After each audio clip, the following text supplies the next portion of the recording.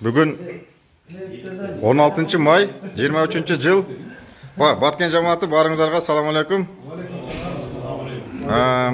Бүгін біз мына Азамат ажы Ихсан өткөрүп атат.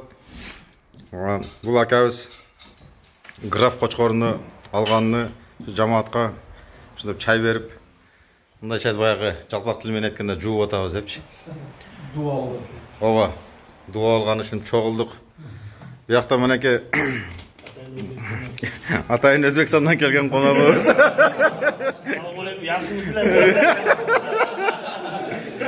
Эми таң калбасаңыздар болот. Кече эле Өзбекстанда чыгып сүйлөп атты эле, бүгүн уже Бишкекте отурат. Биякта Бакыт ажы, вот Титаниктин ээлери отурат го. Кара, эми Карим ажы сизден бир жалпы жамаатка бир сөз, тарыхка, Азамат ажыга. Рахматуллахи ва баракату. Урматтуу жамаат, Алла разы болсун. Мына биздин аксакалыбыз Азамат ажы ушу граф Кочкорду алган эле. Биздин Баткен жамаатында традиция. Ким Кочкор алса кой союп чакырмай, конокко.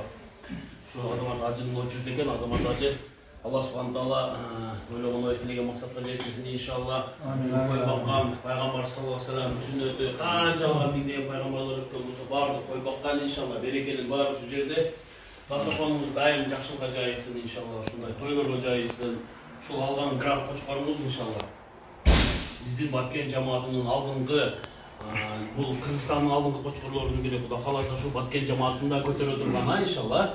Ушул граф Кочкорубуздун өмүрүн берсин, ушу жакшы козуларды алып, жакшы эмелерди чыгарып, производить этип, жакшы селекция кыла бериңиз иншалла. Дастарханыбыз жакшы. Аксакалдарыбыз төрдүн көркү болуп дайым жүрө бериңиздер иншалла.